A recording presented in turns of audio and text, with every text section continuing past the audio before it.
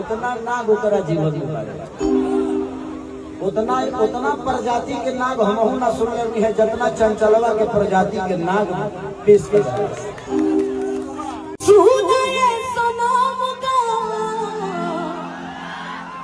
आरती हलू बरिया रे कि जिए के मन ना करे अब तो हमारे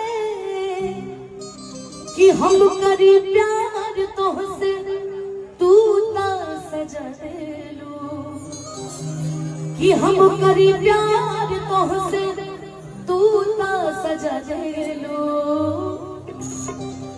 तोहर दिल कि चार जल कतही लगा इस गाने में इतना प्यार इंस्टाग्राम में ट्रेंड कर रहा था ये गाना। और इसलिए नहीं कि मैंने गाया है, इसलिए क्योंकि मैंने हल्का सा गाया और भैया ने पूरा गाना उठा लिया। वाकई इस गाने में जो दर्द है। और एक और गाना आपने गाया अभी तो कुछ दिन पहले कि पहले रहनी पानी अब शराब हो गई। एक माइक दीजिए ना भैया को कि तोहरा खाती इतना हम खराब हो गई। ये गाना ना भले आपने गाया पर मैं इस गाने को हर मंच पे गाऊं, कहीं ना कहीं सूट सीधा तू तो पारू कि तुहर नाम भइल हमारा से हम बदनाम तहरा तू तो खेसरिया के दिल में मतभेद कर देलू कि जोना थरिया में खइलू ओ में छेद कर देलू कि केहू ना जान पाई के केहू ना जान पाई अरे तोहार के गहरा से तोहर नाम भइल हमारा से हम बदनाम तोहरा से तोहर नाम भइल हमारा से हम बदनाम तोहरा से पहिले रहनी पानी अब शराब हो गई तोहरा खातिर इतना हम खराब हो गई। ये गाना ऐसे पसंद कहीं ना कहीं स्वीट बैठा था हमारा जीवन में। देखे में सीधा हम जिया खा के लौटे देखे में सीधा तू तबारू खाली बहाना से देखे में सीधा तू तबारू खाली बहाना से तोहर नाम भइल हमरा से हम बदनाम तोहरा से तोहर नाम भइल हमरा से हम बदनाम तोहरा। चलो भैया अब तो गाना गाते हैं। अच्छा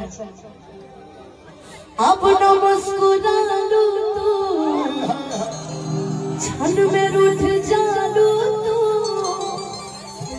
अरे जलती जैसे दिया होके अरे वैसे भूत जालू तू अरे जलती जैसे दिया होके अरे वैसे भूत जालू तू कि सुते न दिलू सपना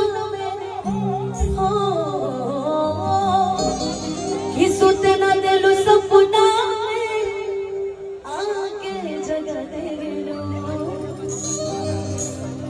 कि दिल या दिमाग में बसलू अखिलेश तिवारी अखिलेश खेसारी अरे ताली न ख्याल कैलू खेसारी के यारी के पैसा पकैलू प्यार जा कि पैसा पकैलू प्यार जा हमके भगा देलू तोहर दिल के चार कतही लगा देलू। मैं अपनी भोजपुरी के सभी कलाकारों का सम्मान करता हूँ बट अनुपमा का मैं स्पेशल फैन है। ये जब गाती है तो इतनी तैयारी में बहुत कम ऐसे कलाकार होते हैं, सबकी अपनी तैयारी है, मैं सीखा नहीं हम भैंस पर चढ़ के स्टार बन दिया। अब हमें बोले तो लेकिन के गए मार्केट के रन करी वो हमके पता बा और भगवान जानता है। बट एक चीज है, हमें गर्व इस बात का है कि हमारे भोजपुरी में भी आपकी जैसी खूबसूरत गायिका और खूबसूरत आवाज, खूबसूरत नेचर, मैं जितना अनुपमा को जानता हूँ ये बहुत प्यारी है। मेरे से इनका व्यवहार बहुत अच्छा है। दुनिया से मुझे लेना देना नहीं। मेरे लिए जो अच्छा है वो अच्छा है यार। दुनिया के लिए कितना बुरा इससे मुझे मतलब नहीं। और आपके जीवन में भी ऐसा ही होना चाहिए कि दुनिया चाहे किसको कुछ भी कह दे, अगर वो व्यक्ति आपके लिए अच्छा है ना तो कभी उसको छोड़ना मत। मैं किसी को छोड़ता नहीं।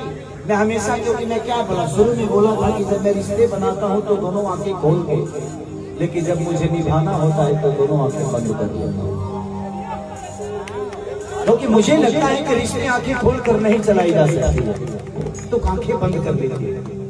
गलतियां होती है, किसी नहीं होती है यार जिंदगी में। अनुपमा, मैंने आपको बोला था, शायद आपने फॉलो करना शुरू कर दिया। कोशिश करिए, आपसे बड़ा कोई नहीं।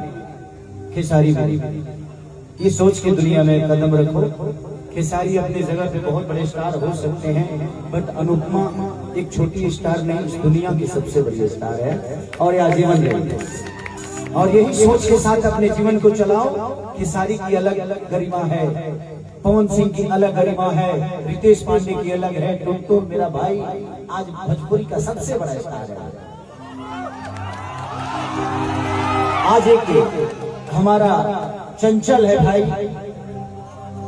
जितना जितना नाग धरती पर ना हुई हो उससे ज्यादा नाग